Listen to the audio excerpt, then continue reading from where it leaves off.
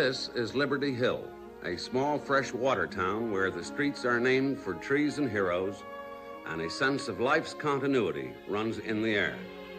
It is like 100 other American towns, smug and cozy and putting a special stamp upon its own. People born and raised here, high and low, rich and poor, are neighbors in an irrevocable way. They have all, for the space of a whole generation, been exposed at a tender and malleable age to the impartial justice, the inflexible regulations, and the gray, calm, neutral eyes of the same teacher, the terrible Miss Dove.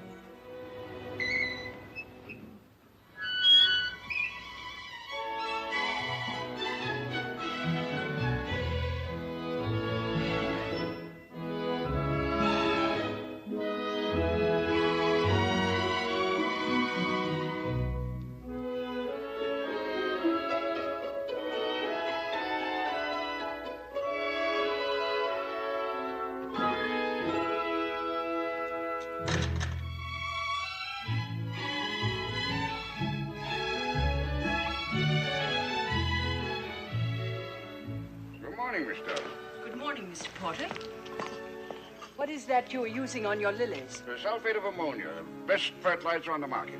Except for lilies, Mr. Porter. Particularly for lilies, Miss Dove. They will perish.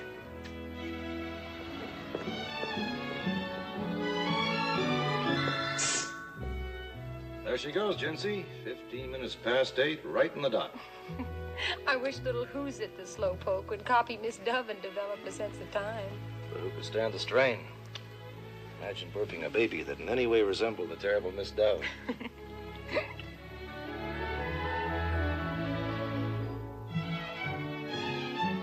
17 minutes past 8. Eat your oatmeal, Davy, dear. Miss Dove just went by. You don't want to be tardy. Oh, puke. The oatmeal stinks. Then excuse yourself and get off to school. Yes, sir. Excuse me. Go on.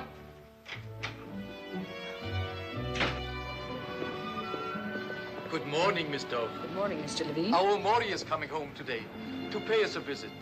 Naturally, he will want to see his old teacher. I shall be happy to see Maurice.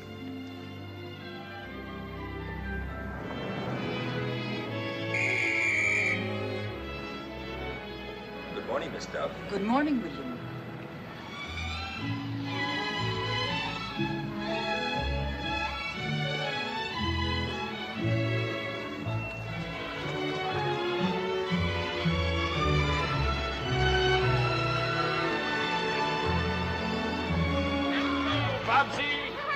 Hiya, Marky. How's that left hook? Top of the morning, Peggy. How's my best girl? Hi. Atta girl. Well, little sister. Why, what a pretty pink dress. It's orange, Mr. Fizzy. My mother made it. She did. Isn't he cute with the small fry? He ought to have just oodles and dozens of his own. I mean, it's a shame such a family man never married. Good morning, Miss Dove. Good morning, Mr. Don, Skibby. send me a fast one. Oh, nice try, Mr. Spiffy. Let me caddy for you. Oh, please don't bother, Miss Elwood. Spring's certainly in the air.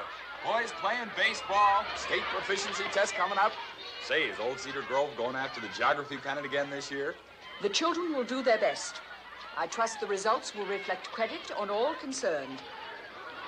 I heard what you said about spring, Mr. Spiffy. Isn't this just the most blood-tingling day? Makes you want to do something utterly mad.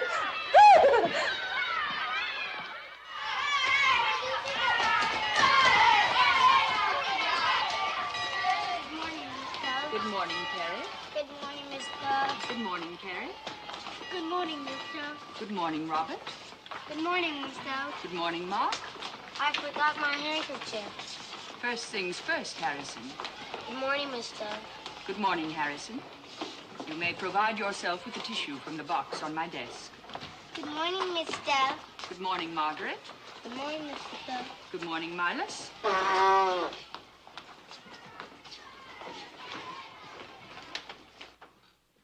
Attention, please. The lesson will begin. We will continue with our study of the dietary habits of animals. Bears like honey. They are also fond of red ants, which have a flavor similar to that of pickles. Robert, you know what to do, Robert.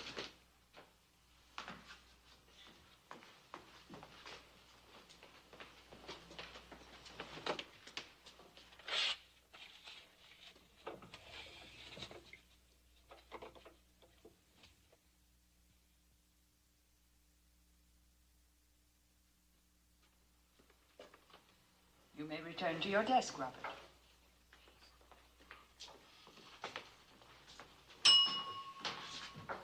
We will resume. The camel is not a pretty beast, but he can go many days without water. Margaret, for the remainder of the class, you will occupy the posture correction stool.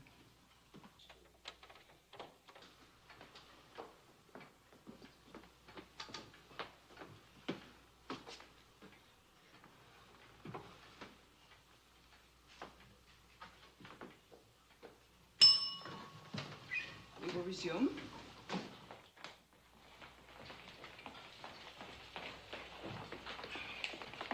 Hey, you better tank up. The camel is not a pretty beast, but he can go many days without water. Ah, who's afraid of that old stick? Good morning, Miss Duff. Good morning, David. The proficiency tests prepared by the State Board of Education will be held next Monday. Therefore, I think it would be advisable to utilize this period for review. No, David. You had ample opportunity to quench your thirst before the beginning of class. Take out your books, please.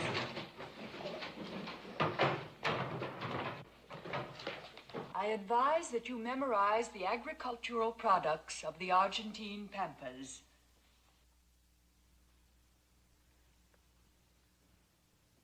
Strange, sharp pain. Probably a muscular spasm. If I tranquilize my mind, it will pass. I will think about the Alps, white, clean, rising above Lake Lucerne. Come back, Victoria. Hellfire and damnation. You will remain after class, David. Yes, Miss Dove.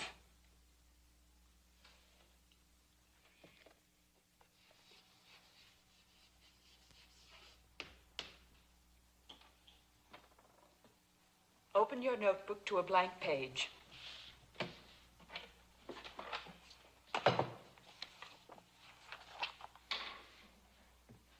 You will copy that sentence 20 times. You mean before lunch? By the time you have finished, the cafeteria will still be open.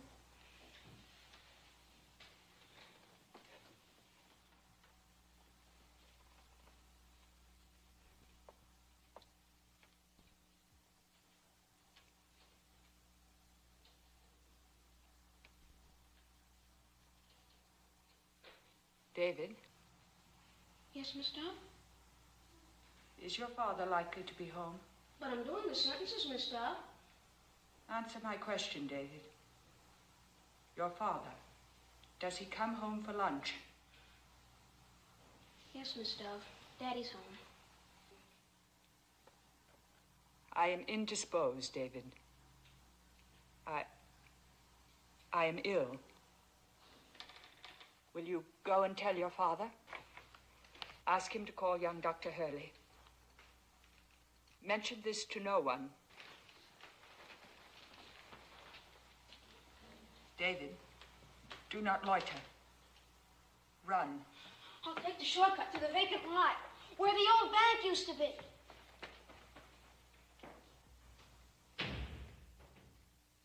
Where the old bank used to be.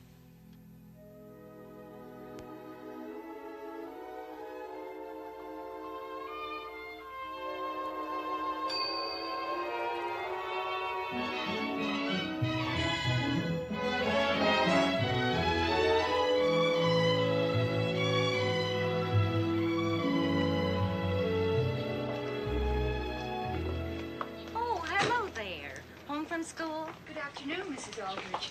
I returned this morning. Good, we missed you. Welcome home, my dear. Nice to see you. Thank you, Dr. Hurley. It's nice to see you. And how is young Dr. Hurley? The lad celebrated his 45th birthday yesterday. His 45th? Yes. Look at her, John. By Jove, hasn't she something that sets her apart? It's like the delicate glaze that is the difference between fine porcelain and ordinary ware. Well, that Miss What's-her-name school on the Hudson should have given her something. It certainly costs enough. Not half as much as it cost your father to send you to Harrow and Oxford. But money has nothing to do with it. Quality can't be given nor purchased. That girl was born to do anything at all. Whatever she does become is certain to be remarkable. As a father, you could be prejudiced, but then you could also be right. Welcome home. Thank you, sir. It's pleasant to see you, Mr. Porter. The feeling is mutual. I hope Mrs. Porter is in good health. She is, and most anxious to see you. Told me to find out when you and your father can come to dinner. Of course, it doesn't have to be your father. I expect you met some dashing young men while you were away from Liberty Hill.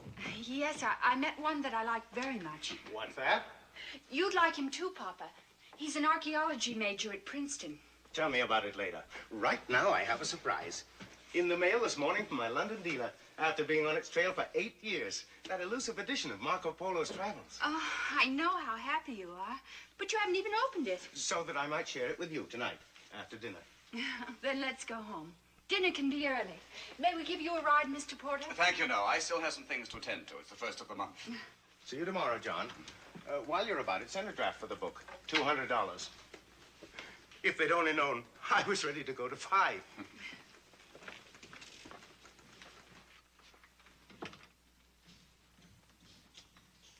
$200.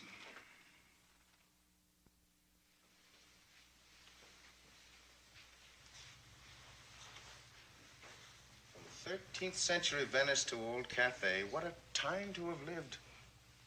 Next year, I've made up my mind, we'll make a tour. The grandest of grand tours.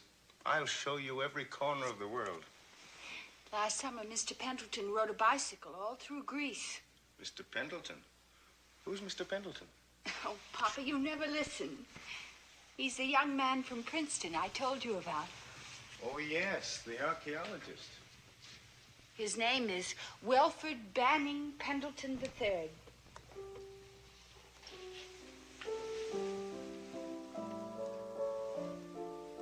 Lovely, my dear.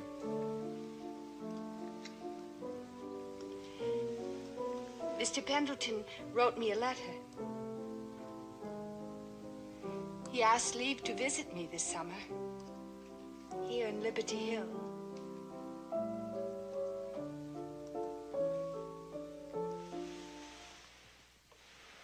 Papa!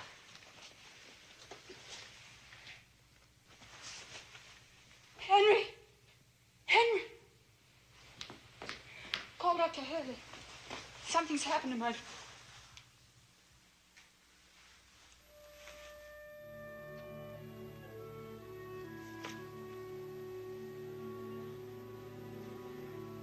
Too late for Dr. Hurley, Miss Dove.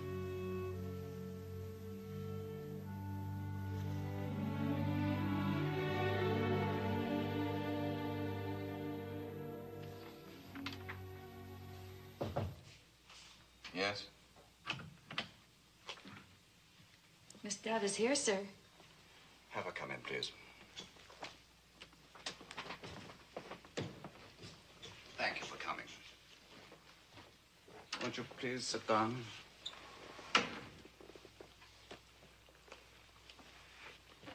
What I must tell you is as painful to me as it will be for you. I should like to have put it off, but... Tell me, Mr. Porter. Your father availed himself of some of the bank's assets without first observing the conventional forms.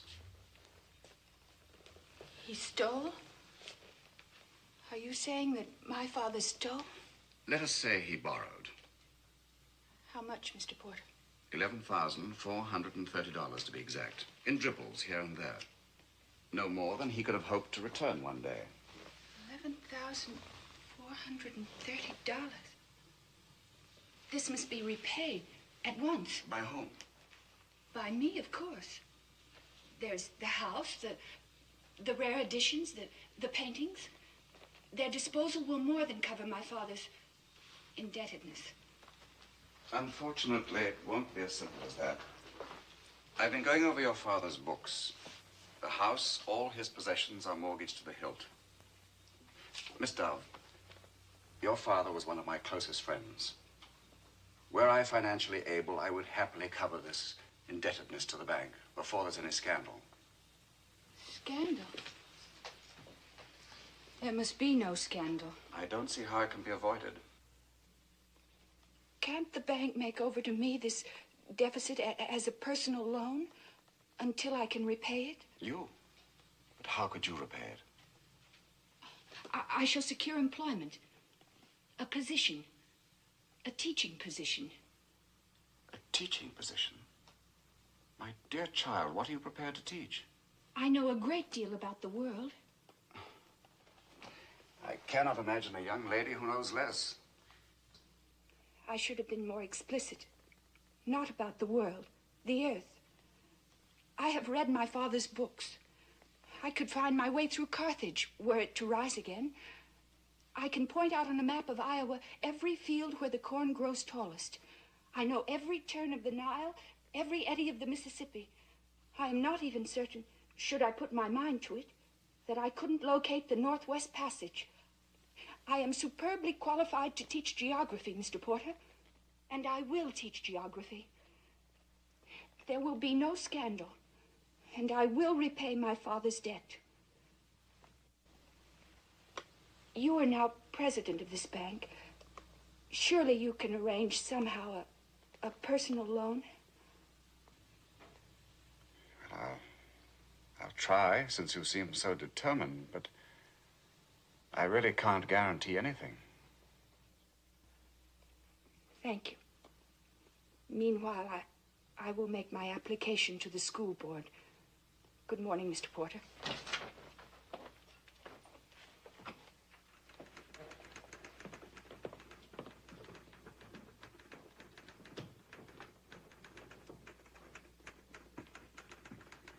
Is there anything you wish, Mr. Porter? Yes. Get me the superintendent of schools. Yes, sir. Dear Mr. Pendleton, the news that you have been awarded a fellowship by the Carnegie Foundation is most gratifying. Much to my regret, the death of my father will prevent my receiving you this sum. Mail, Mr. Pendleton. Thank you, Ames.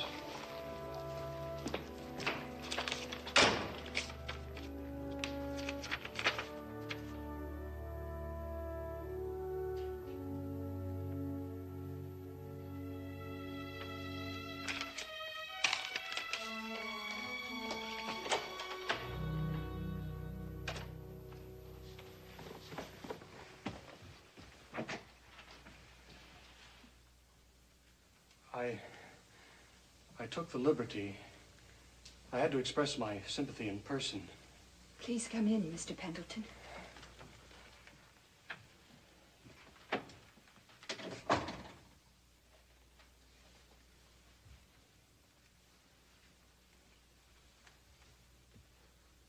Now that I'm here, there's so little I can say.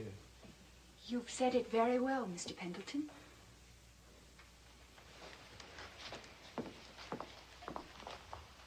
Please sit down.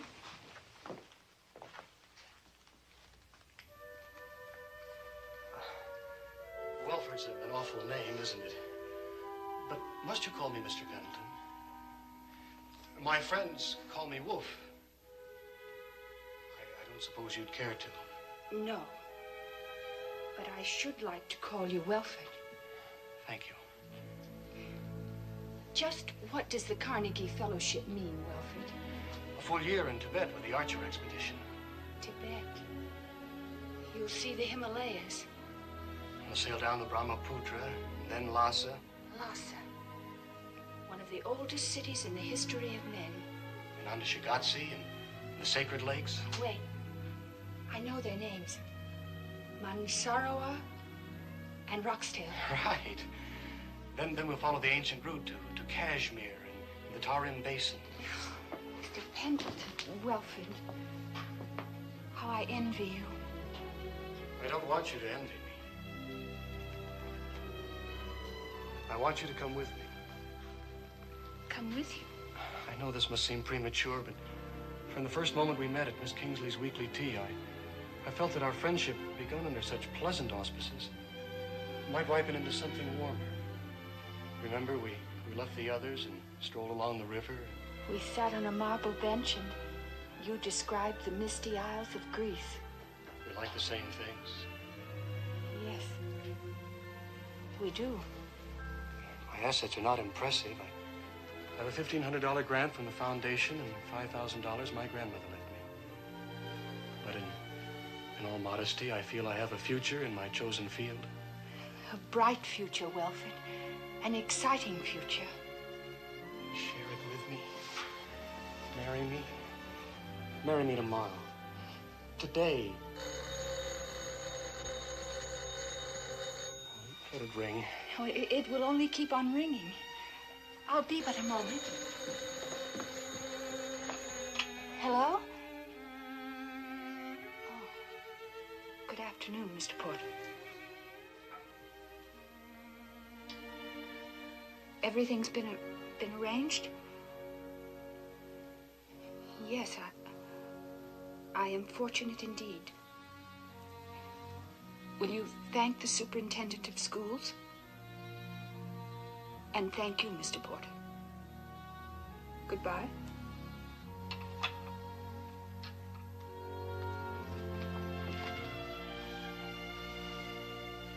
Well, I am afraid, Welford, that we have been premature. That we've let ourselves be carried away by the spell of far-off places. We have placed too much importance on the coincidence of similar interests. I'm asking you to marry me. I'm sorry, Welford, but my future is here. Here in Liberty Hill. There's someone else? There is something else. I, too, am about to embark on a career. Please wish me success in mine, as I do you in yours. Good afternoon, Welford.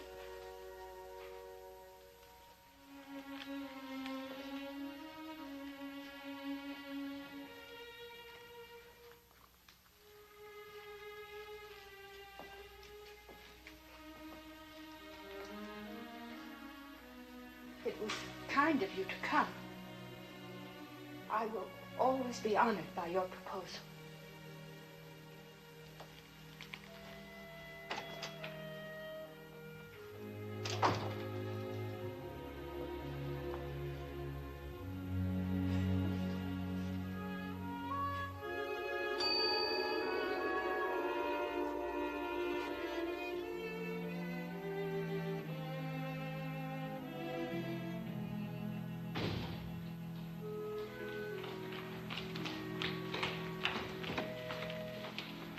David said you needed help, Miss Dove. So I brought Tommy.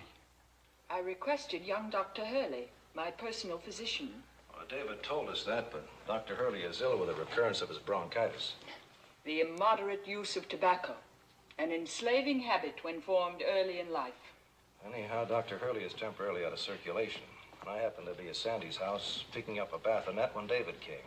Thomas has had excellent training, you know. I do know. It's only that... I see your point, Miss Dove. To ask for a seasoned medical man and to be offered my services is like being sent a troop of Boy Scouts and one has requested the militia. Frankly, yes, Thomas. However, since you were kind enough to come, I shall be glad of your opinion. These are my symptoms. A pain at the base of my spine, sharp and spasmodic. A numbness in my right limb.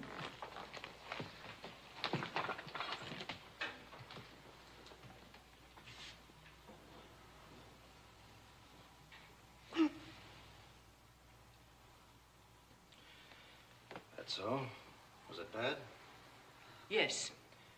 And your right leg? There's a complete absence of sensation? My limb has gone to sleep. As soon as I move about But that's what I can't allow. Did I understand you to say can't allow? That's right. And pray, what is your diagnosis? I haven't one yet. I'll have to get you to the hospital and right away. I'm sure that is quite unnecessary. Young Dr. Hurley... He's flat on his back. Believe me, it is quite necessary. Next week, perhaps. At the moment, I cannot be spared. The state proficiency test... Not next week, not even tomorrow. Right away, now.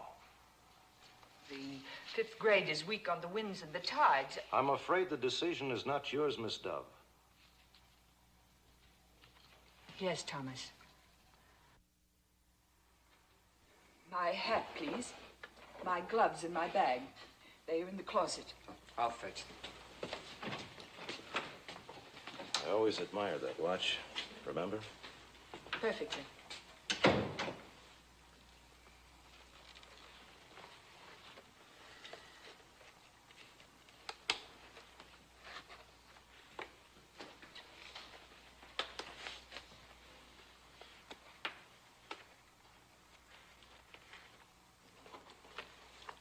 I await your convenience, gentlemen. Now, if you'll just lean forward this way, support yourself on the desk. Now, Sandy. Yeah. Okay. Sit down. Put your arms around our necks. That's right. There we are.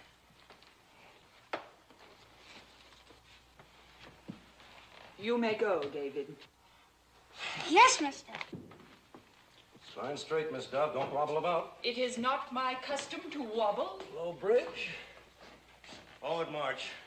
David, pick up my things, will you? Yes, sir.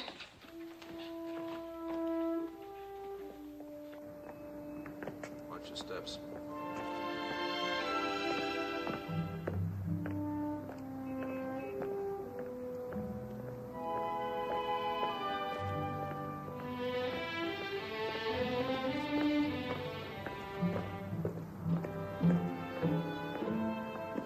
Afraid to put her in the car. It might be too much of a jolt. I'll have to carry her. Think you can make it? Well, if you can't, chum, after all, I'm only 3 months your senior. What about Miss Dove? She'll do, so long as she keeps her spine rigid. Being neither absent nor deaf, and in complete command of my faculties, I should prefer not to be discussed in the third person. Our apologies, Miss Dove. And you have no objections? I defer to your judgment. You have defined my responsibility. I shall keep my spine rigid. Good.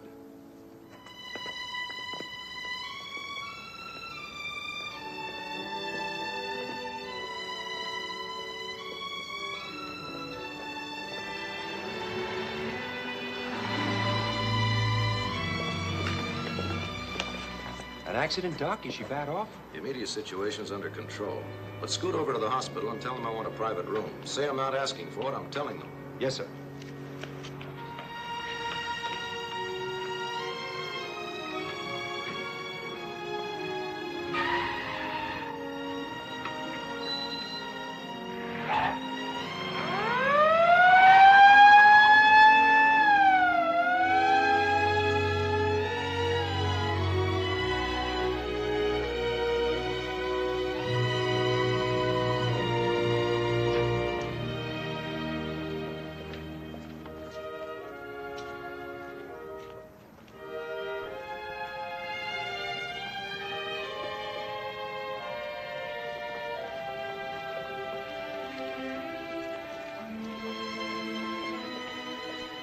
As I predicted. What did you say, Miss Dove? Nothing, Alexander. I am not one to gloat over an empty triumph. Spine rigid, Miss Dove. We're almost there.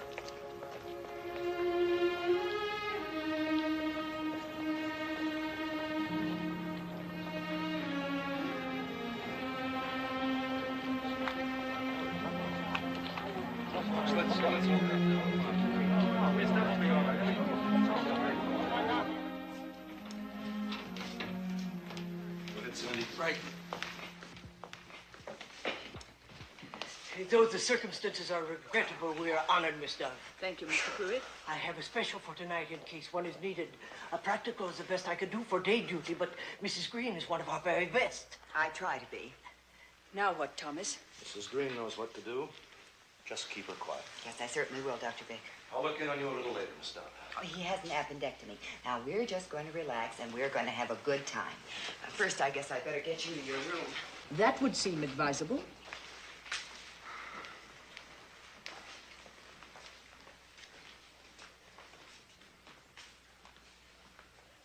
Now, we'll take off our clothes, and then we'll feel more comfy. The pronoun we is misleading, unless you propose to take off your clothes, too. Oh, don't you remember me, Miss Dove? I was Billie Jean McVeigh. Yes, Mrs. Green, I remember you very well. Of course, I'm older now. If you please, Mrs. Green, I am not totally incapacitated. Miss Dove, you are not to help or to exert yourself. Do you want me to tell Dr. Baker that you are a naughty girl?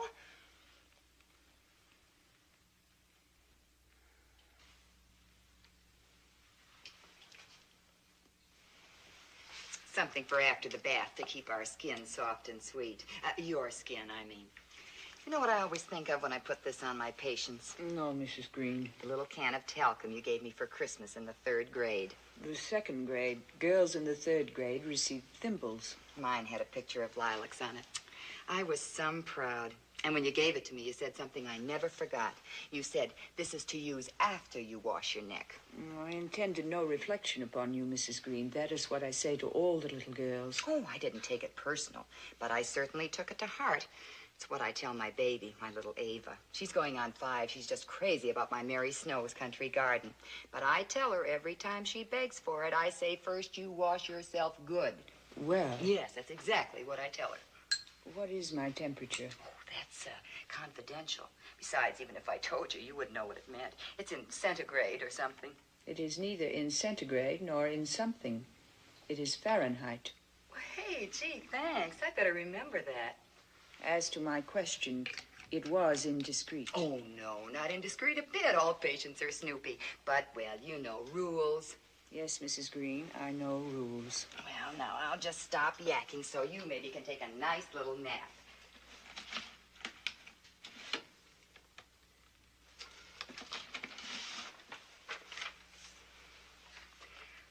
About that country garden, that perfume we were talking about. A gentleman friend that I was going steady with up to a month ago, he gave it to me. He said it smelled real refined. I was very happy in his company. It seemed to be mutual, but, well, it came to a dead end. I've been a widow now for 5 lonely years, as you no doubt have heard. I do not recall. You remember when I went way out west to Detroit to work in a factory? Well, out there I met Mr. Green. He passed away shortly after. So when I said that about being older, you see what I mean. But your life must be full. You have your work and your child. Yeah. You know Bill Holloway. Officer Holloway, I suppose I should refer to him. William was one of my pupils. Well, I just thought you might like to know how he's got you up on a pedestal. He says you're his idea of real genteel. I value William Holloway's opinion. Funny how he should have ended up the type he is. Why do you say that? Oh, I was just thinking about how he started out, being raised by the old grandmother. Now, you know what she was, and living in that leaky shack down by the gas works. William Holloway started out with a gift rarer than mathematical genius or perfect pitch. A child in whom the ethical instinct was as innate as the function of breathing. Oh, brother. If anyone should ever tell him that, you could drive a truck right between his ears. There would be no point in apprising William. He knows what he is. He always knew.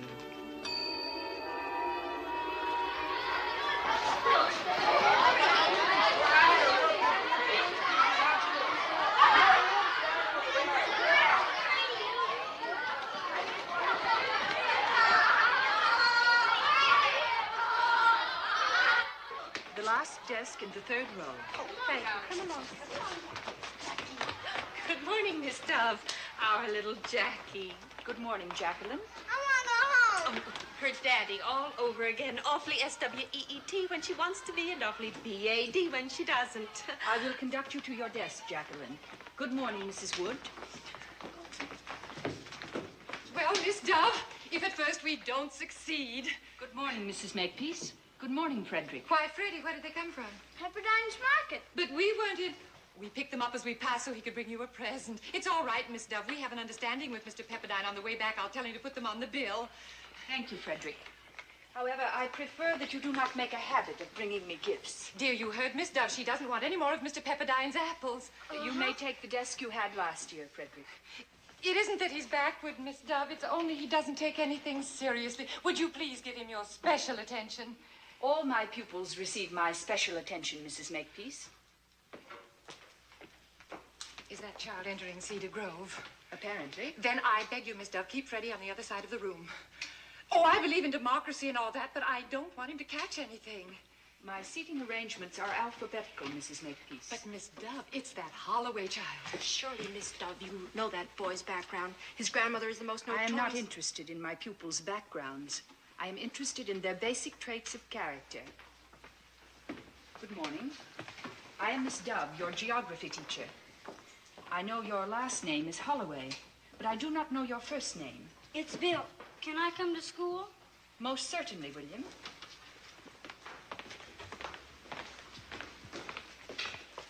This is your desk.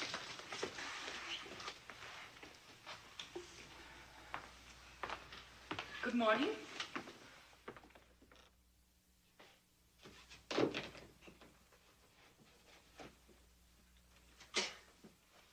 Ain't that coffee done, Billy? I'm getting it for you now, Grandma. It'll be a cold day when Kelly's cheap joint sees me again, let me tell you. Insulting me in public. Taking away my credit just because I owe him a few lousy bucks. And then threatening to call the cops just because I give him a piece of my mind. I bet you could hear me in the next county. Where'd you get that from? The 5 and 10, Miss Schultz gave me a dime to go to the store. Ain't she got a nerve, considering her and me don't speak. Goodbye, Grandma. I gotta go now. Where you rushing to? Now, if you can run errands for old lady Schultz, who's got 2 fat legs of her own, you can do a nice little job for your grandmother. No, I'll be late. Now, don't you stir a step. You just take them beer bottles in the yard and dump them. All right, Grandma. This is the day that nosy dame from the relief comes snooping around.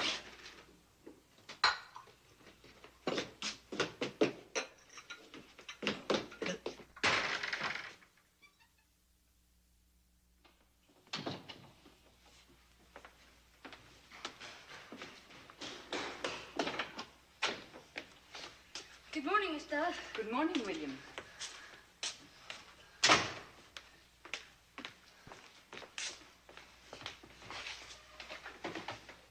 Attention, please.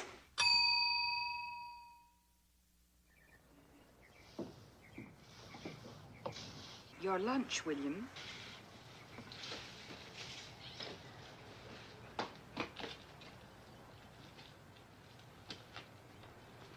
Thank you, Miss Dove. Drink all your milk, William.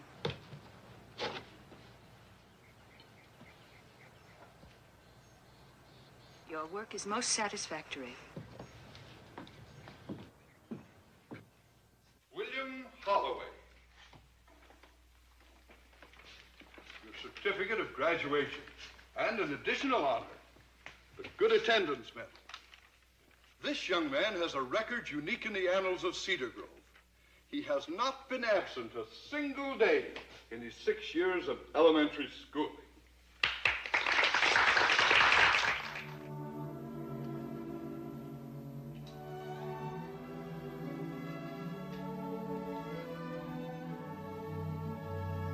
My felicitations, William.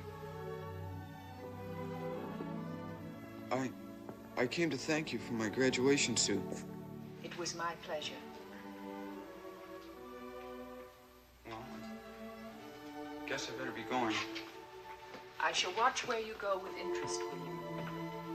I have faith in you. It was always so clean in here. Like this was where I really lived. That's why I never missed a day.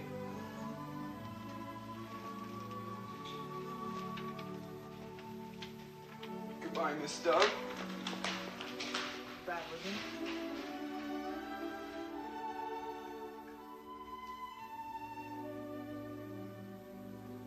I do not worry about him. He will find his way.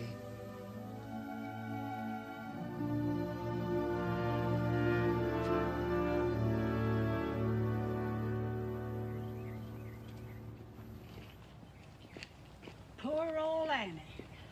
Wonder if she ever knew it was a beer truck that hit her.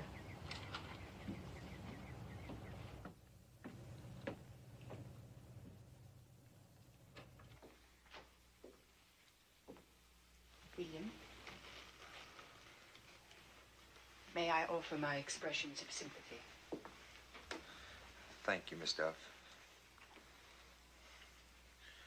She did the best she could. She didn't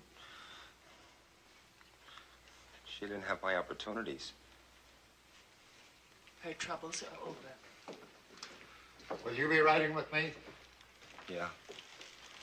I should like to accompany you, William, if you wish. Thank you, Miss Dove.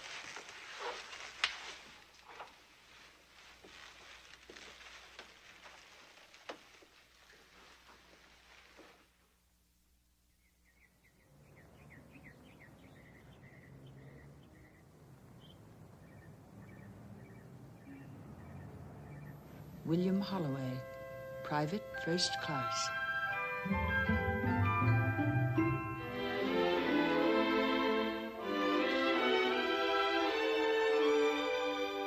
Corporal William Holloway.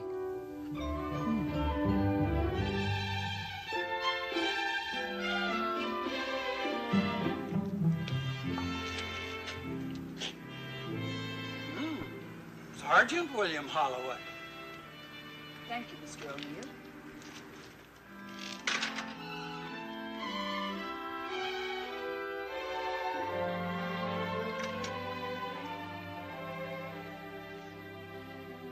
These sure are,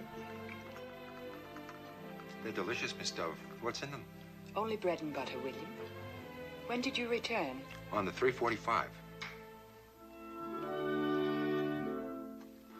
I made a beeline straight from the station, mainly because I wanted to see you.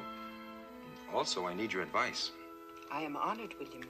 Well, this is how it shapes up. Tomorrow I'm out of the Marines. I know it's pretty late.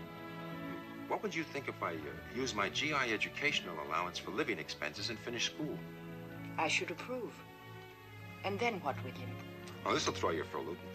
I mean, surprise you. I've been thinking about entering the field of law enforcement. I'd like to be a first-rate cop. I mean, a good police officer. A worthy ambition, William. I shall continue to follow your career with interest. Thank you, Miss Dove.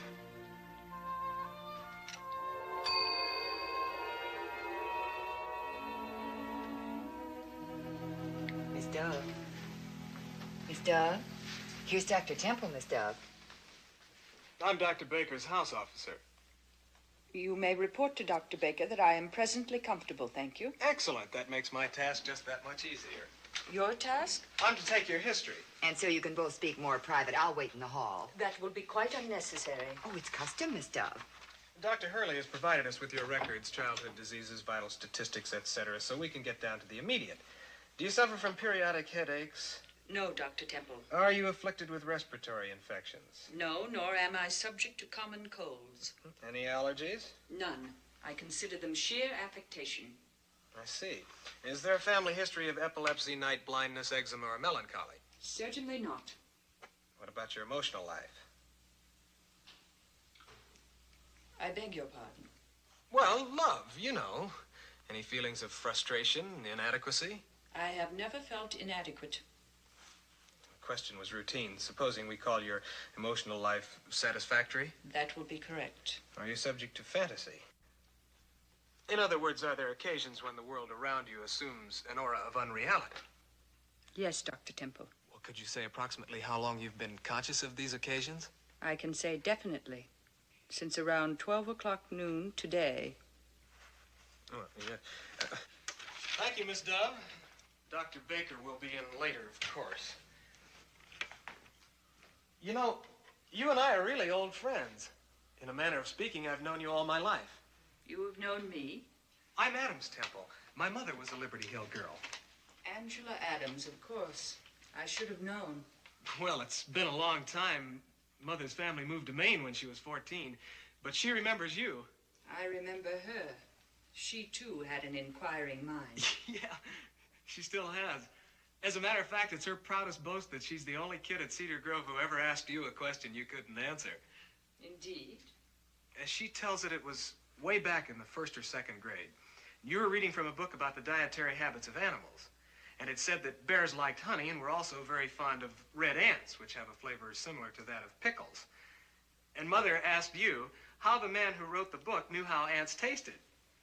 Did he eat an ant to find out, or did a bear tell him? I recall the incident. I'm writing Mother tonight. She'll get a wallop out of this. I dare say. And I'll be looking in on you, and if there's anything at all I can do, I just buzz. One moment, Dr. Temple. You want Dr. Temple for something? Yes, for the courtesy of asking him a few questions. For all his volubility, he told me nothing of my physical condition. Well, he couldn't. He's not in charge. You're Dr. Baker's private patient. Then what is it? What is it Dr. Baker suspects? He'll tell you what you need to know. I see no occasion for mystery. Don't try to see. Let us do the thinking. You? And Thomas Baker?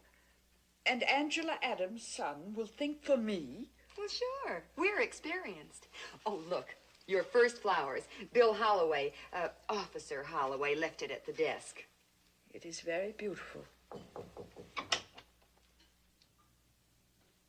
Good afternoon, Virginia. I didn't know you'd been admitted. I haven't. I came to see you. How are you, Miss Dove? Quite comfortable, Virginia. And you? Wonderful, except the suspense is killing me. If nothing definite has happened by the end of the week, Dr. Tillett's promised to give nature a nudge. Right now, he suggests I keep walking. I better had. Tommy knew I was here, he'd have a fit. Well, I just came up to wish you good luck. And good luck to you, Virginia. Thank you. I'm keeping my fingers crossed for both of us. Goodbye, Billie Jean. I know you'll take good care of her. Oh, I sure will. You know, I used to think she was the snootiest, dumbest brat in Liberty Hill. She's really a good kid. In marriage and maternity, Virginia has found her vocation, achieved her destiny. A year ago, I was not quite so hopeful. Dear old Cedar Grove, to thee we pledge our love and loyalty, and though peril may beset us, on life's tempestuous sea, your spirit still will guide us to shore and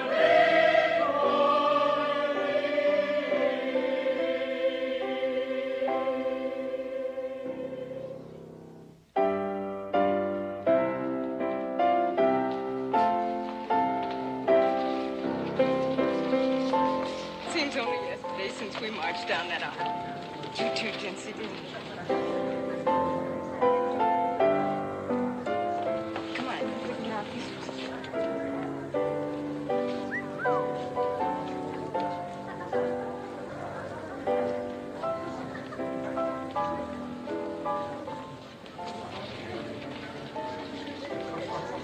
Final inning, eh, Miss Dove? Let's not be downhearted. There's always another season. Another crop of fresh little rookies coming up to bat.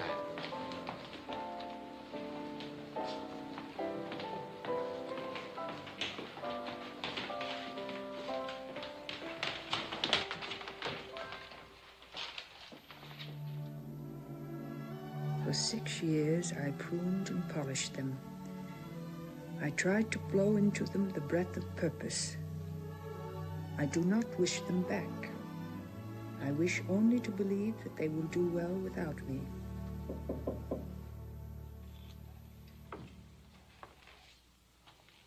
Good morning, Miss Dove. Good morning, Virginia. This was my place. You may sit there now, Virginia. The room is different. Empty. Like life. Is that the same map? Is China still orange? It is a new map. China is purple. Cartographically, of course. I like the old map. I like the old world. I felt secure in this room. I felt that if I obeyed the law and sneezed in my handkerchief and raised my hand for permission to speak and kept my margins neat, that was my oyster. That nothing could go wrong. Well, at first it worked out all right. Even flunking out of the university seemed like fate. I won that talent contest and got a job in New York, singing television commercials. Oh, Miss Dove, tell me what to do. Do your duty. What is your duty when your world is ended? You are 19, I believe. Well, what difference does that make? To understand, you've got to know how it was. I met him at the Stork Club when I'd only been in New York a week. He spoke to the waiter in French, and he wore a cummerbund. Oh, he was everything that the papers said he was when we announced our engagement. Yale, a yacht, and the scion of a prominent family. The word is scion. The C is silent. Yes, well, he looked just like what he was. Most scions don't. Every night it was the Stork Club and the El Morocco and Colony and 21. Champagne and the kind of steaks that the waiter has to slice. Did you ever drink champagne, Miss Dove? No. It tastes just like cider, only the effect is different. I dare say. And the compliments that he paid to my hair and my eyes and my figure. Honestly, I'm almost embarrassed to repeat, but... Reticence, Virginia, is a sine qua non of gentility. Well, anyhow, I came home to Liberty Hill to prepare for my wedding. I wanted to be married here so all my friends could come. I was modeling my wedding dress when someone turned on the radio. And then everything went black.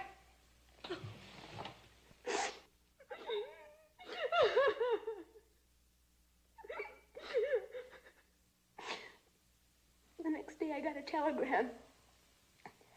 It said, "Gorgeous, only you can understand." Could you? No, I still can't. Can you? Certainly. Have you a handkerchief, Virginia?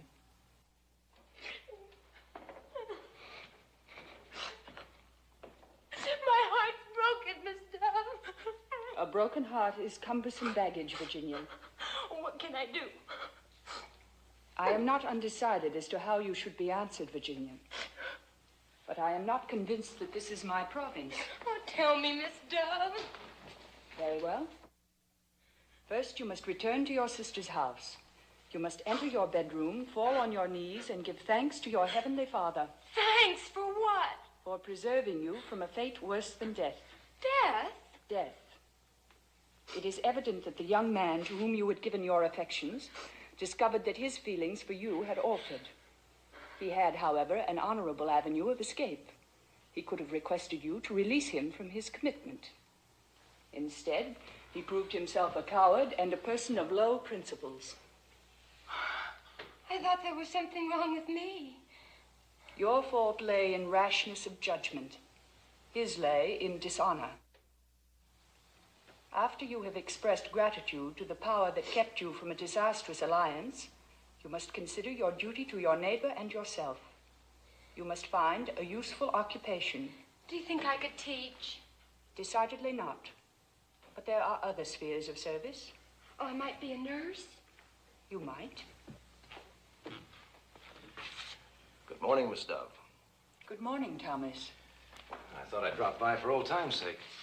Why, Jency, I didn't expect to find you here. Holy mackerel, kitten, you're all grown up. May I say you've done a mighty neat job of it? Thank you. It's nice of you to approve. Well, the last time I saw her was before I went east to med school. I was being separated from the Navy and she's from Cedar Grove, so to celebrate, she shot my brother Randy with a squirt gun in the seat of the... Virginia cannot enjoy being reminded of that, Thomas. Oh, I think it's cute of Tommy to remember. Does this room look different to you, Tommy?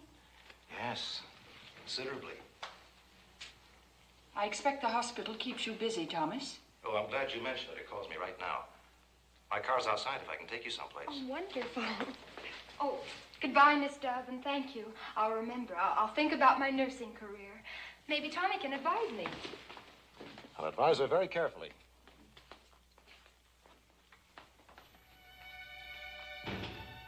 I am 54. I won't have to retire until 67.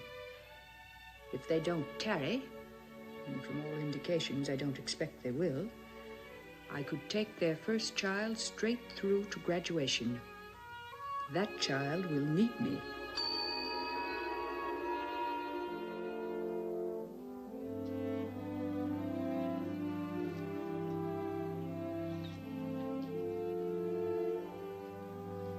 I better be getting you ready. For what, Mrs. Green? Don't you remember? For night duty, you got a special order. Those dames like nothing better than to throw their weight around as far as us practicals are concerned. The least little thing, and they squawk downstairs. No, a small town's not my cup of tea. But I have a sister living here, and I was between positions and needed a rest. I only took your case as a favor to the superintendent.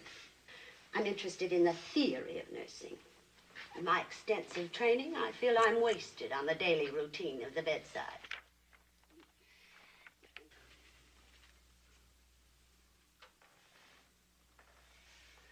Not very uplifting. But you were napping when Mrs. Green left, and she thought when you woke up you might want something to read. Everybody to his own taste.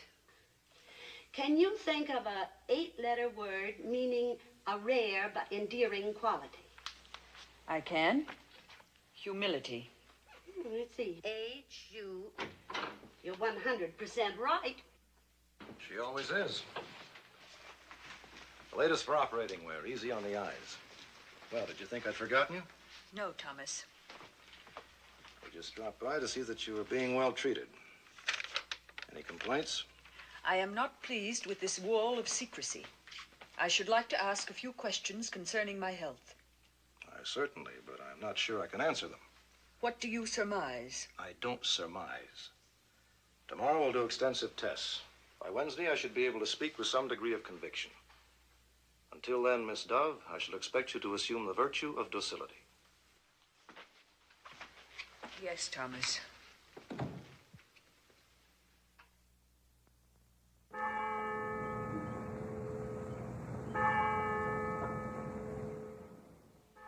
Now, we're all sorry that Miss Dove is in the hospital, but we're not going to let her down.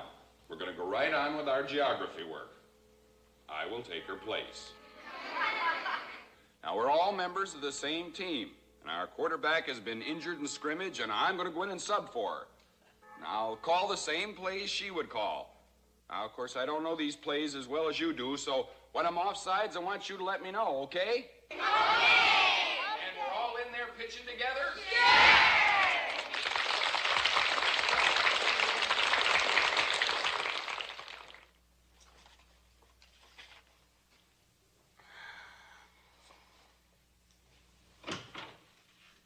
So nice of you to drop in, Dr. Baker. I was only admitted 2 hours ago. I know, kitten, but I've been pretty busy. Really? Then don't let me detain you. Fortunately, I have my own physician. He'll keep you well informed of my progress. I know Sam Tillity will. That's why I can put you out of my mind.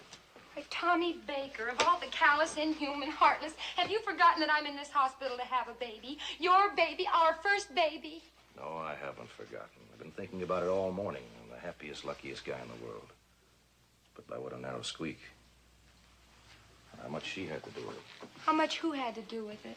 Miss Dove. A terrible Miss Dove. Without her, there'd have been no Thomas Baker.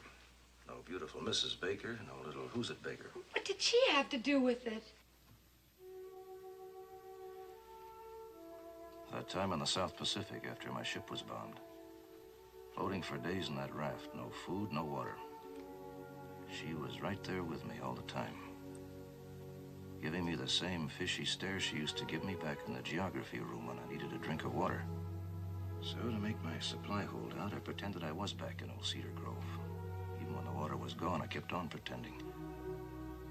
I'd think, the bell will ring in a few minutes. You can last a little longer.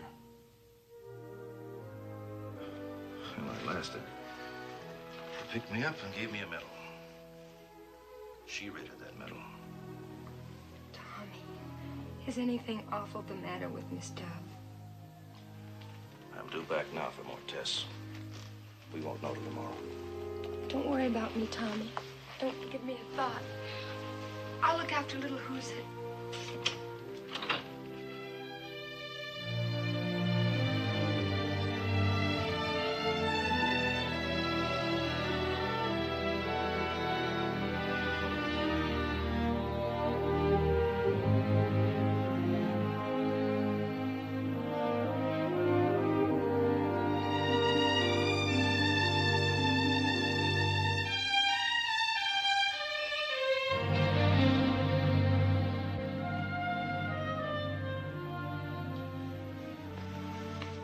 Talk.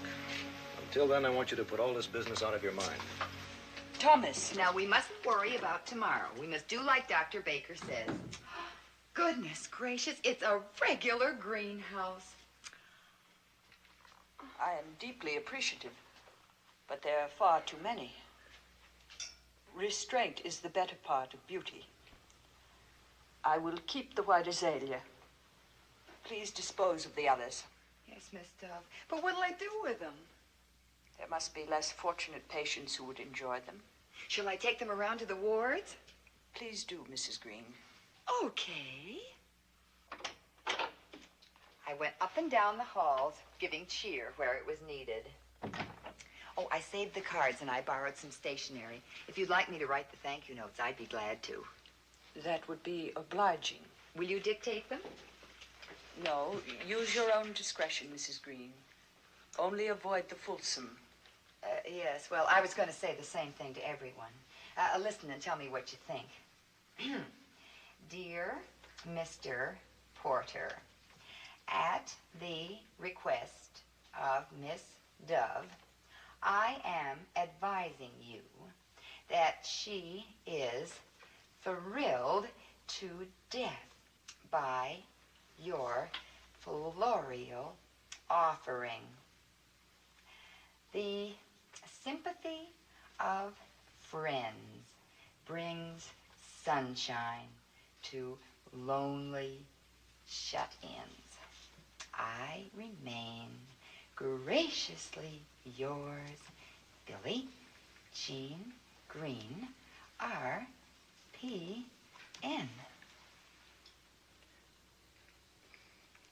What does RPN stand for? A registered practical nurse. I made that up. But how's the letter? It is very, very genteel. Oh, gee. Honest, Miss Dove?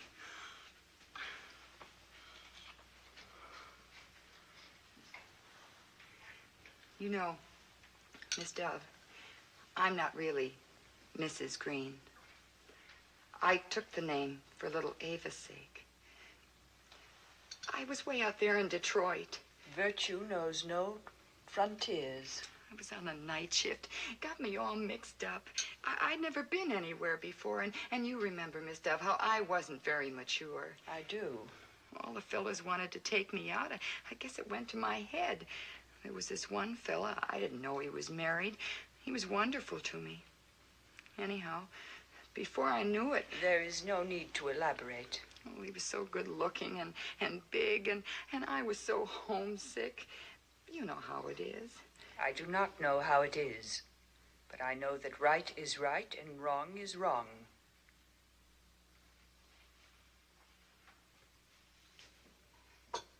Well, anyway, to make a long story short, little Ava came way out there in Detroit. Oh, I could have given her up for adoption, of course.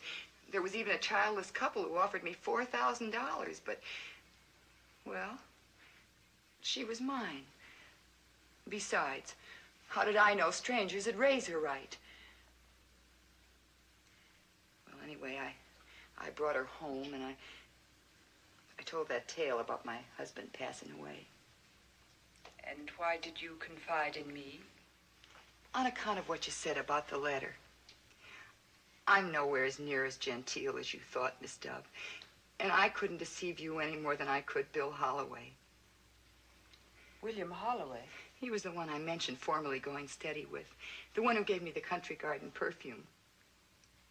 You and William Holloway?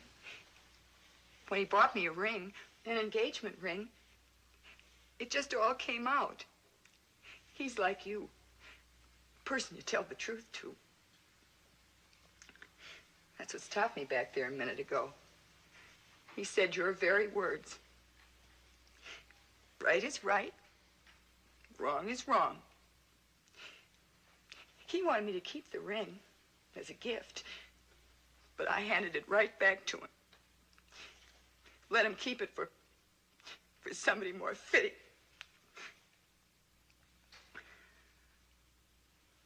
Well, knock me for a loop I won't ever recover from. But I guess I'm one of those that have to learn the hard way.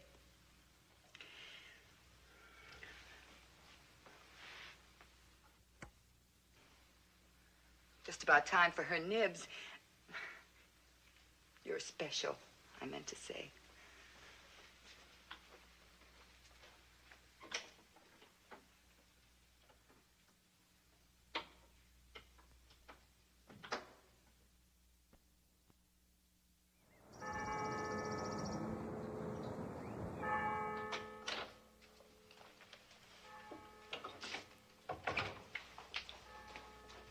From the 3rd grade. It's Cedar Grove. The work is laudably neat. You may place it on the dresser.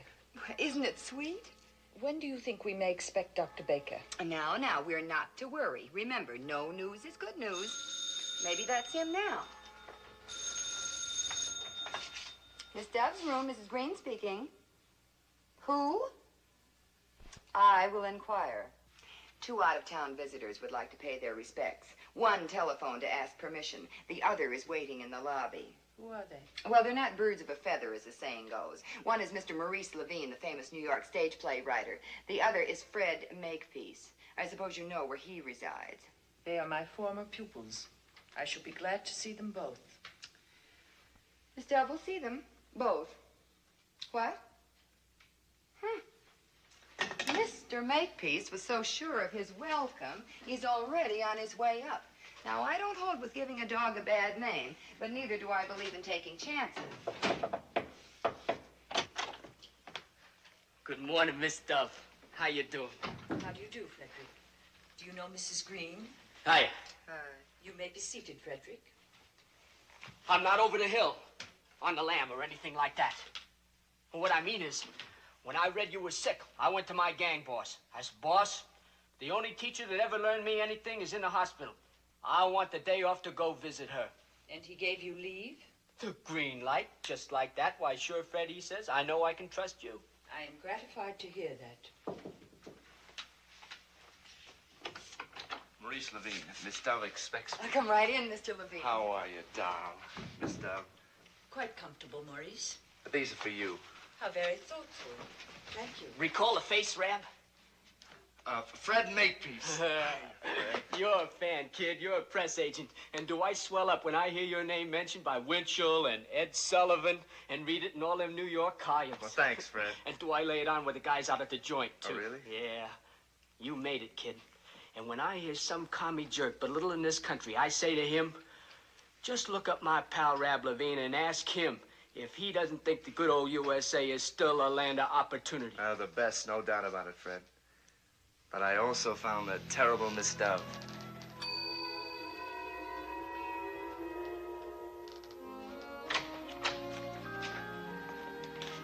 Miss Dove, this is Maurice Levine. I am glad to know you, Maurice. Maurice is 11 years old. His credentials from the school he attended in Poland would ordinarily place him in the 5th grade. But he knows no English, and in my opinion, he would pick it up quicker if he went through all the 1st grade classes. I shall seat him in the L section.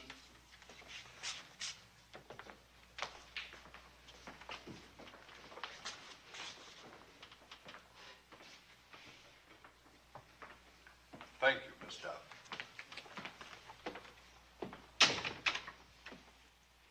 The class will begin.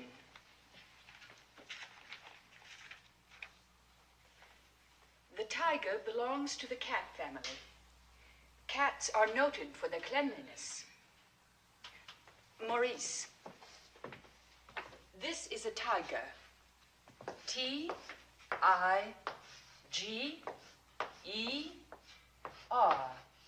Jo, wir haben gerade einen Tiger in Wasser vergotten. Hat geheißen Sultan. Es geben sie ihr Stolz und Schein und sie Schreck auf den Fehler. Aber einmal habe ich gesehen, wer hat gewaschen sein Korn. Und wie my mama's alte Katz. Thank you, Maurice. I am sure that was most interesting and informative. When Maurice knows our language as well as his own, we will ask him to repeat it. Old Mrs. Rabbit was a widow. She earned her living by knitting rabbit wool mittens. She also sold herbs and rosemary tea and rabbit tobacco, which we call lavender. When no one was looking, she would also smoke a rabbit cigar. I have no recollection of Mrs. Rabbit indulging in any such vice. Is that on the page you were reading? No, Miss Dove, but it seemed funny to me if she did. You will adhere to the text. Continue, Maurice. Yes, Miss Dove. She had 4 children, Flopsy, Mopsy, Cottontail, and Peter. Here comes that new kid. Sicky wizzicky boo! Sicky wizzicky boo! Come on, gang! Fred! Tommy! What's the matter, Tommy? Why don't you let him alone? He didn't do nothing. Oh, come on, Tommy. It's just for the ducks. Sicky wizzicky boo!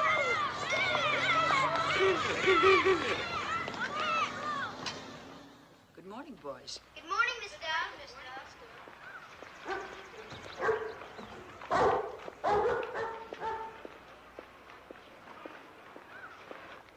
Good morning, Maurice.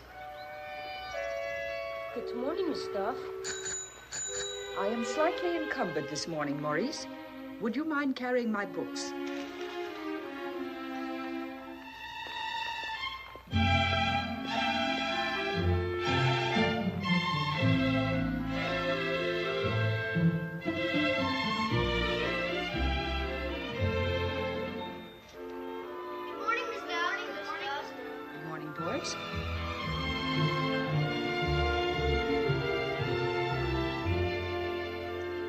Because of the season of the year, we will consider the country of Palestine, the original home of the Jews, a country we hear much about in church, but of whose sons and daughters we know very little.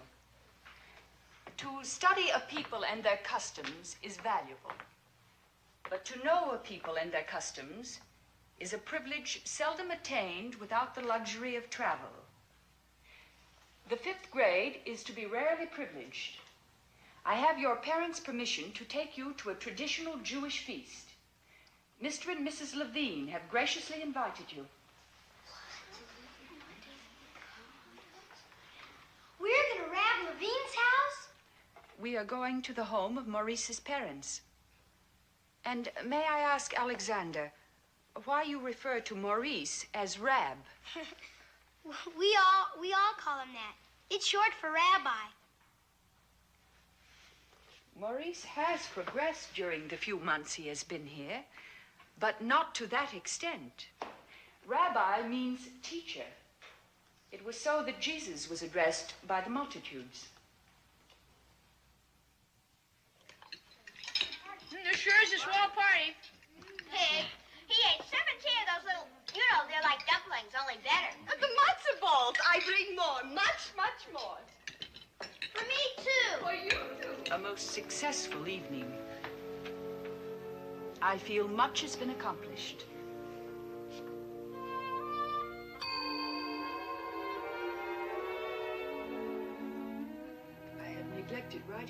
Maurice, to thank you for the orchid and the plane ticket, and the privilege of being present at the opening night of your play. What happened to you? Why didn't you come backstage? I returned on the midnight plane. It was imperative that I be in my classroom the next morning. Boy, what a kick that must have been, huh? Seeing old Rab's name up there in electric lights. I bet you were proud. As Maurice's former teacher, I was gratified by his worldly success. Ouch. Then you didn't think too much of my play. I am not a critic, Maurice. But with more than 300,000 words at your disposal in any unabridged dictionary, it did not seem necessary for you to permit your characters the use of expressions that were frequently inelegant, often profane, and, unless I misinterpreted their meaning, occasionally improper. Thank you, Miss Dove. Next time I'll try to be more meticulous. Discriminating. Yes, Miss Dove. Well, what gives with you these days, Fred? I guess you don't get the courier no more. I'm on the roads. Acting or selling? Mostly digging with a pickaxe. Well, you seem fit and happy. It must agree with you. Well, sure. Plenty of exercise, good plain food, 12 hours sleep each night. Frederick Makepeace is paying his debt to society. Oh, I see. No big caper, Rab. I just got in a jam and had to pass a little paper to tide me over, which would have been nothing if I hadn't borrowed this convertible from a parking lot and happened to wreck it. Well, life can be rugged. Not too. The judge would have let me off with a fine and an SS. A suspended sentence. But I didn't know where to look for the dough, and probation never really sent me. It makes me nervous. Yeah, I can imagine. It ties you down. You can't make plans. So I decided to do the stretch. I only got 6 months left. Well, how come you're on the loose? Well, Frederick was paroled for the day on his own recognizance. Oh, well, fine. Then you're free for lunch. As a bird? Well, it'll be old home week. Sandy Vernon and I, we're meeting at the club. The club? Huh? Oh, am I living?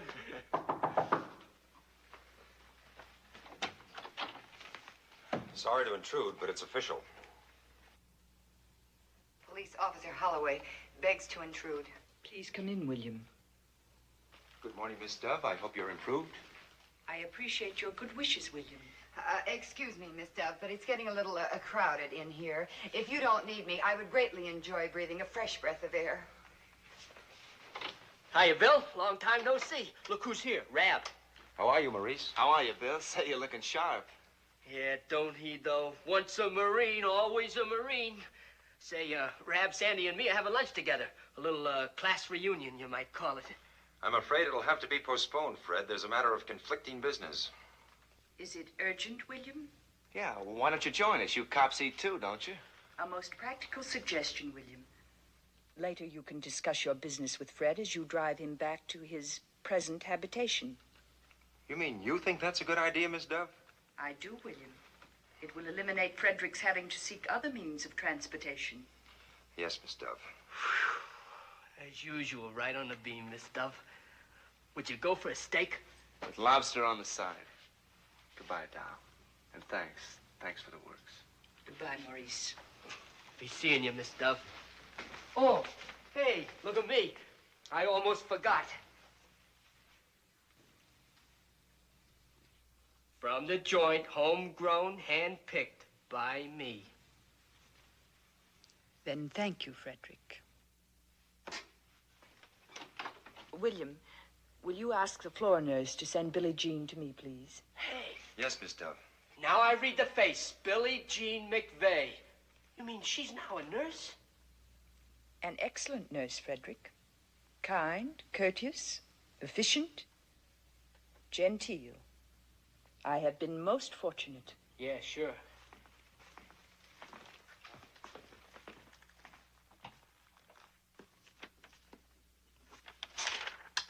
Oh, gee, it's fine. Dr. Baker will be here in a few minutes. I want things to look pretty fine. Now, I'll just go out and get us some nice, cold, fresh water.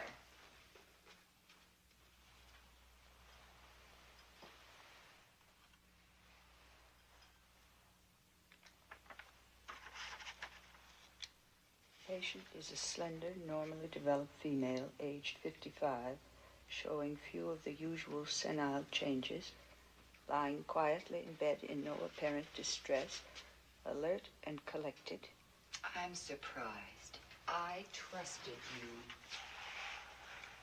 I am guilty but unrepentant. What I read has restored my sense of personal identity.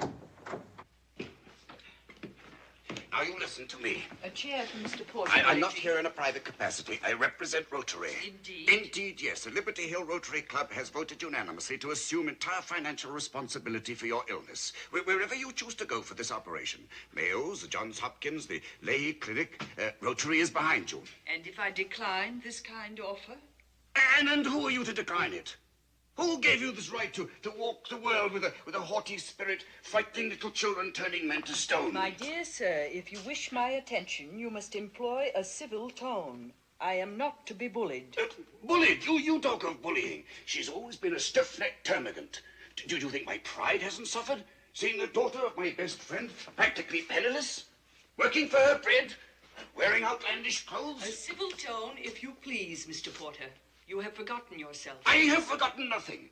I haven't forgotten that I made you a very civil offer once. 15 years ago, to be exact. I've been a widower for a year, rich but lonely. Even then, she was an old maid. Lonely, too, but far from rich. The offer was generous, but nonetheless ridiculous. I shall ignore that final insult. Because it cannot blot out the memory that once, consciously or unconsciously, you did something that placed me in the untenable position of being forever in your debt.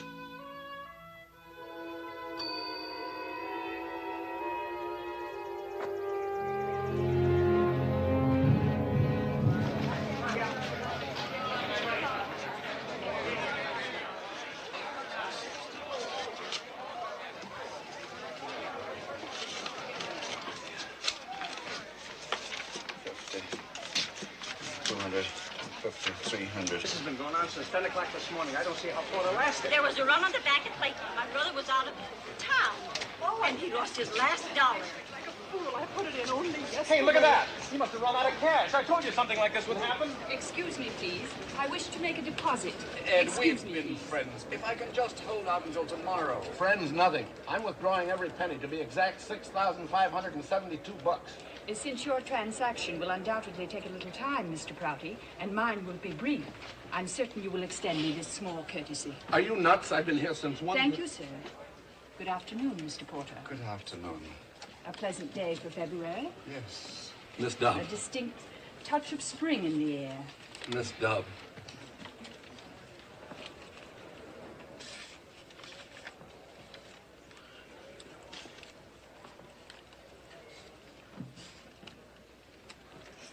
May I borrow a pen?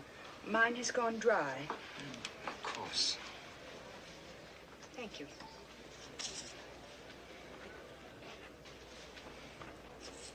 I'm sorry, Mr. Porter. By some strange coincidence, your pen seems to lack ink, too. You're looking well, Mr. Porter. I had heard that you were suffering from a mild case of lumbago. Thank you.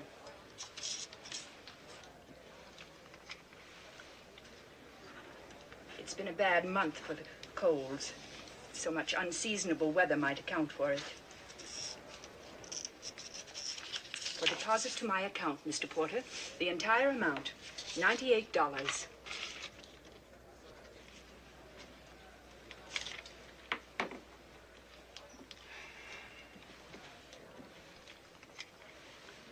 Thank you, Mr. Porter. Thank you, Miss Dove. You can't do this, Porter. You'll not get away with it. Mr. Prouty, do you expect Mr. Porter to violate a federal law? This is a federal bank. He is compelled to close at 3 o'clock. You and I, Mr. Prouty, all of us here in Liberty Hill, will live to see the merit of this law.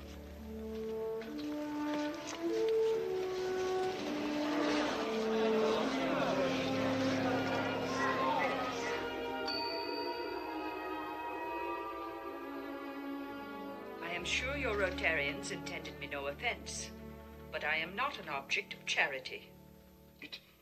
It isn't charity Liberty Hill offers you. It's respect. That I shall accept with unqualified pleasure. And now, Thomas, Will you be more specific as to your findings? Well, you have a small growth on your spine, which must, if possible, be removed. If possible? If possible. Until we go in, we can never be certain about the nature of any tumor. All you have to decide is who shall remove it and where. Aren't you competent? I think so. But there are surgeons with much more experience and reputation. So if you decide to go elsewhere, it won't be interpreted by me as a reflection on my ability. The club can charter a plane. There's a very famous man at the Mayo Clinic. Allow me to deliberate. I remember that you had very skillful fingers, Thomas.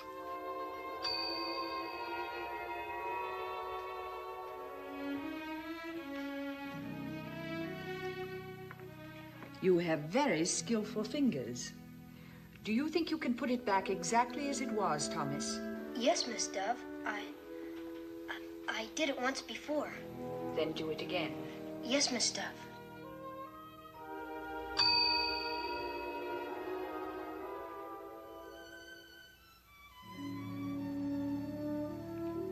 I shall feel perfectly safe in the hands of Thomas and Billie Jean.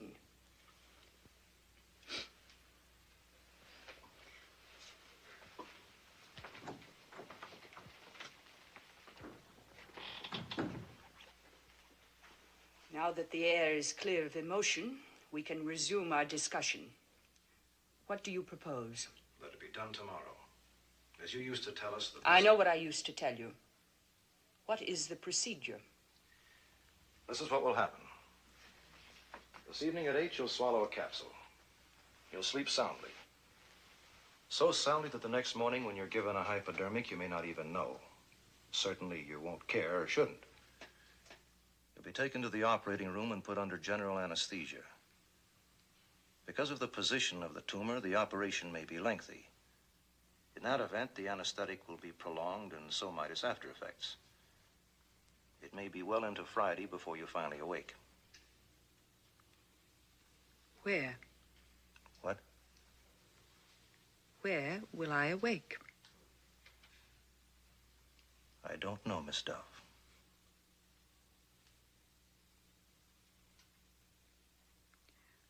Open the top drawer of the bureau, Thomas. Give me my bag.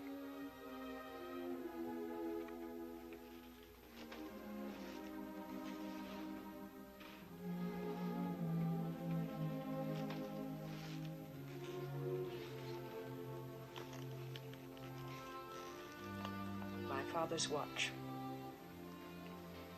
No, Miss Dove. I should like you to take it now, Thomas. It is bequeathed to you in my will. If on Friday I awaken here, you may return it temporarily to my custody.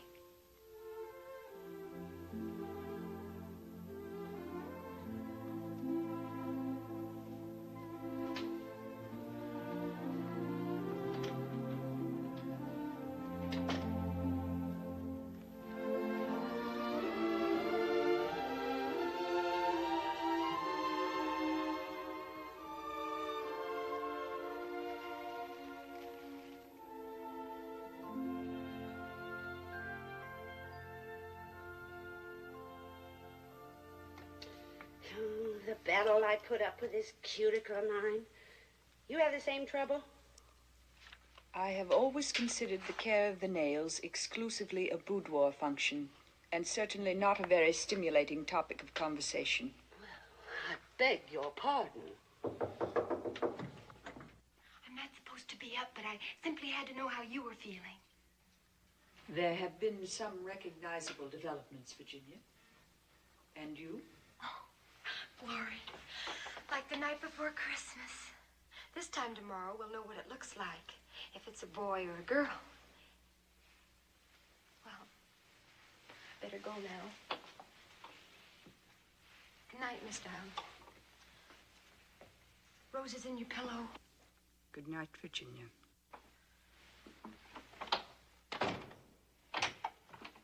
Hello, Miss Dove. Dr. Temple, would you be writing to your mother tonight?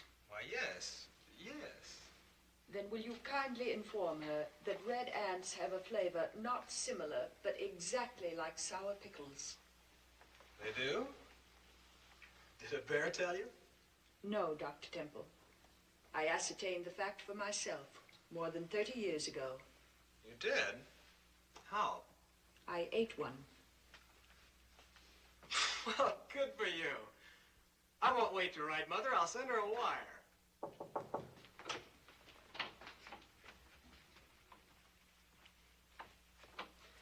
I'll leave you with your pastor.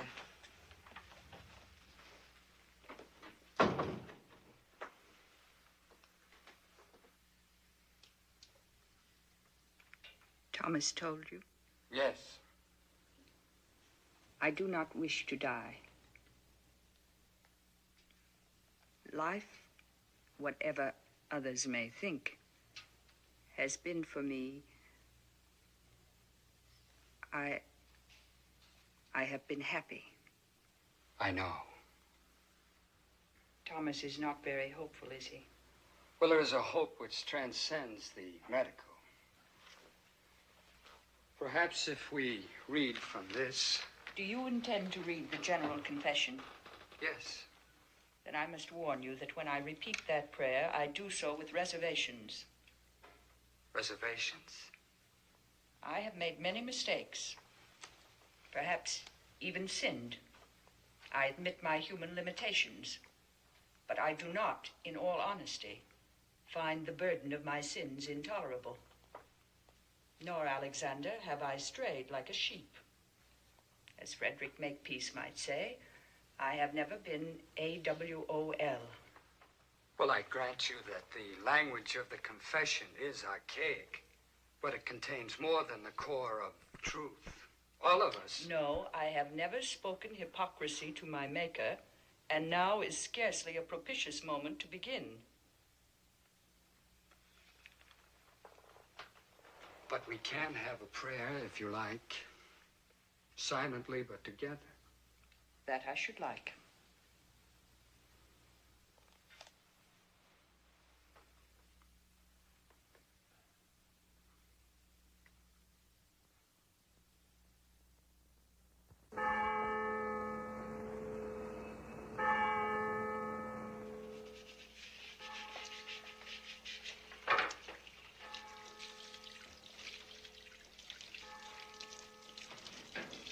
The parson and the copper in the lobby. Potential blood donors. Good.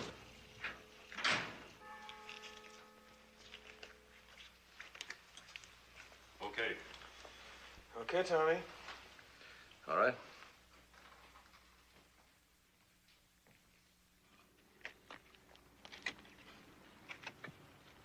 Hey, you got the time, pal? 10 after 10. But what do you care with 6 months added for that stroll you took yesterday? Would you call a friend of mine in Liberty Hill named Maurice Levine? Only cost you 4 bits, which I'll pay you. Then reverse the charges, huh? This guy's loaded. Get back to your digging, Makepeace. You're fresh out of privileges. Boy, am I paying my debt to society. I'm calling a play of which our old quarterback might not approve. But Cedar Grove Elementary School is suspending classes for the day.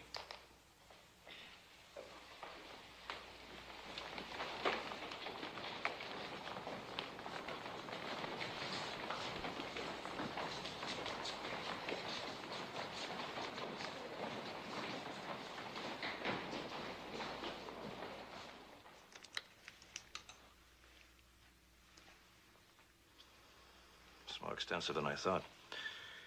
Have Holloway and Burnham stand by. She'll need blood, and plenty of it. Yes, Doctor.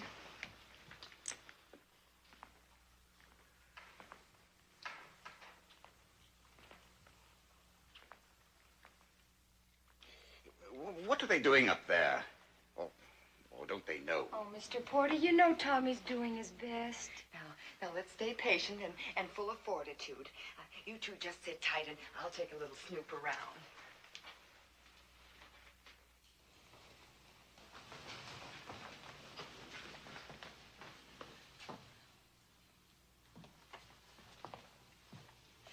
going, Miss Rice? Dr. Baker sent a frozen section to the laboratory. The report hasn't come back yet. She's had one transfusion. There'll be more. Do you think there's a chance? A nurse has permitted no opinions, Mrs. Green.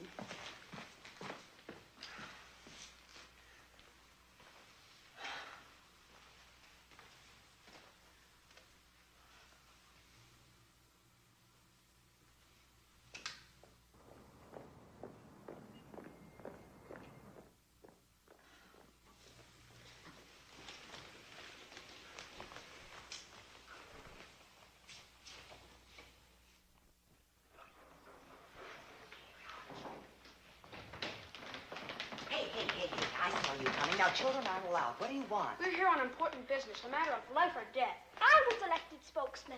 I'm supposed to talk. Then go ahead. We came to give blood to Miss Dove. Dope. They don't do it down here.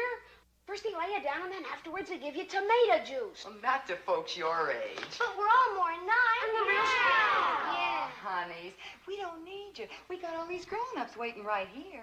But I'll tell you something you can do for Miss Dove. For instance? These state geography tests that are coming up this week. If she should hear that you flunked them, she'd be good and mad. She'd be terrible. Now, you go on home and study up. Oh, we know that old junk backwards. Oh, are you sure? Sure. What's the difference between longitude and latitude? Name the Great Lakes. What's the chief product of Kansas City? Where's the Tropic of Capricorn? Whatever happened to Cleopatra? There, you see? You handle that like a seasoned diplomat, Billie Jean. She herself, Miss Dove, I mean, couldn't have handled more genteel.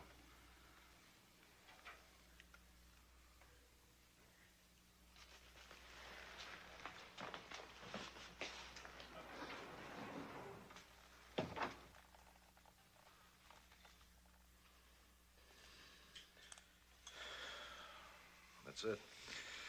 Take over.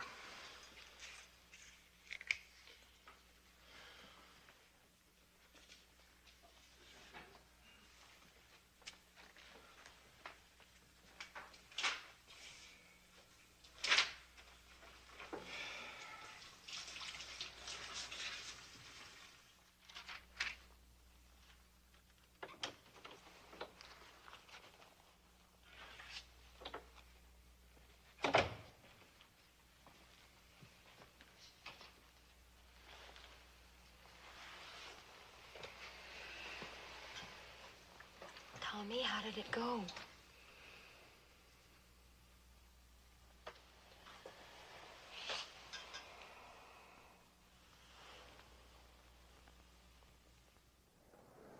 Oh, come on, girls. Break it up. Let's pull ourselves together. Oh, I give up figuring out women. Yesterday, they were clawing Miss Dove apart. There wasn't anything she ever did right. It was a terrible Miss Dove. And now look at him. Oh, shut up, Joe. And you, too. You weren't brought up at Liberty Hill, and she wasn't your teacher. And if she had been, you wouldn't have that repulsive habit of chewing your necktie when you have something on your mind.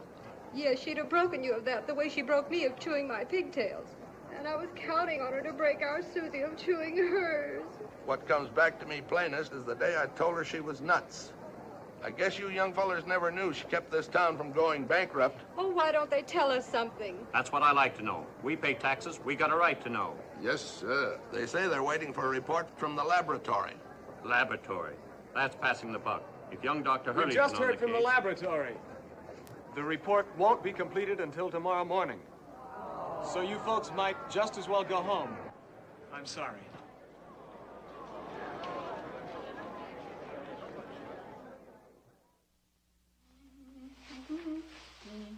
Oh, cut it out, will you, Bert? Things are spooky enough around here tonight.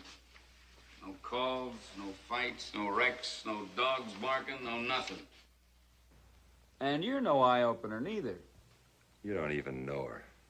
Sure I know, Miss Dove. I've been here more than 2 years, ain't I? I'll be sorry to see the old girl kick off, but if you ask me, I don't think she cares much. She couldn't have had much of a life. Never married, no family, no kids, never went nowhere. Why, they tell me she's never been more than a couple 100 miles from this burg since the day she was born. That's right. But she's been places you and I never heard of. She's been more times around the world than you can count. How much of a life, huh? No family, no kids. No kids. boy, you're really off your rocker. Kids, she has 1,000 of them.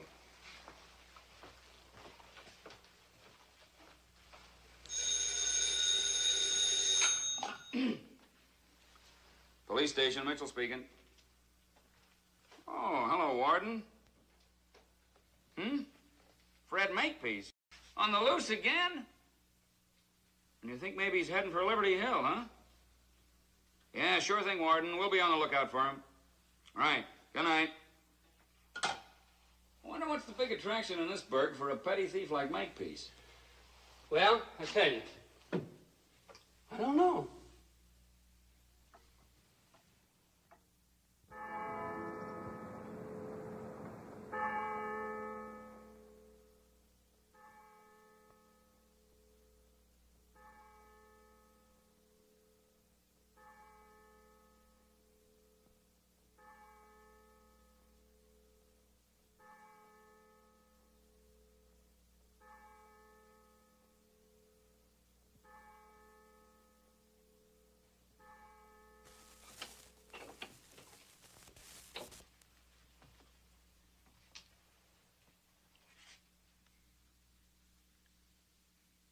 Tell me, Thomas.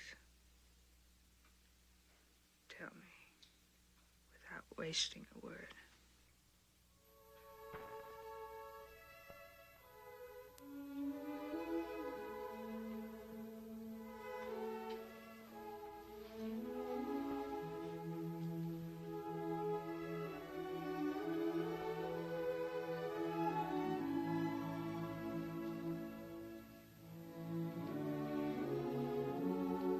And Virginia?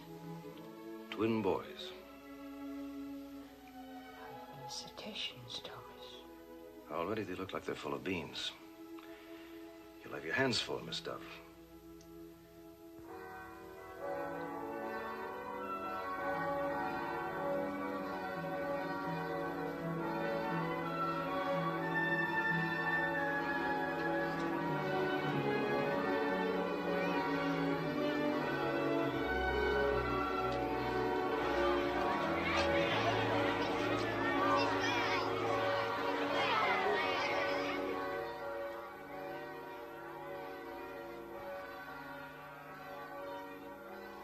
Bells. Why are they ringing? Is it Sunday? Friday, Miss Dove. What a big day for Liberty Hill. Dr. Temple just gave the town the news. The news? That you're going to be all right. Gosh, that crowd's been waiting out there since the crack of dawn. There are people in the streets? And more coming. Everybody and his uncle. I never saw anything like it, except maybe in the movies when a queen or some big shot takes a ball from a balcony.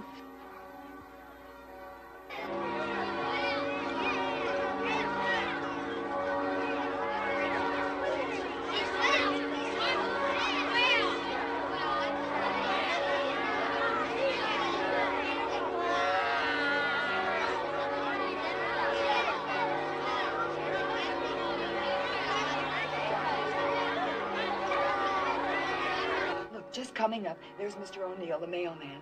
And there's Ben Gordon, the station master, and young Dr. Hurley. Oh, and there's Ed and Pete from the service station, and good night, standing there, big as life, Fred Makepeace.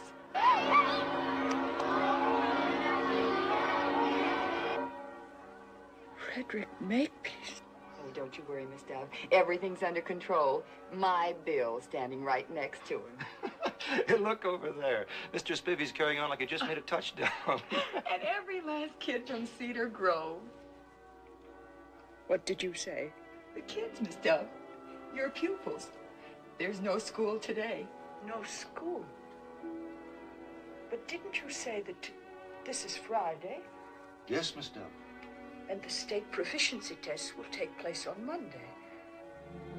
Thomas, go down at once and inform Mr. Spivvy that the children must return to their classes.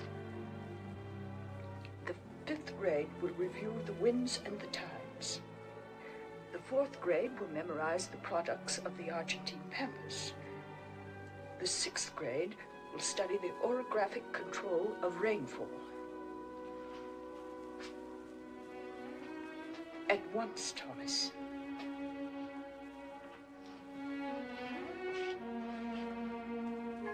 Good morning, Miss Dove. Good morning, Thomas.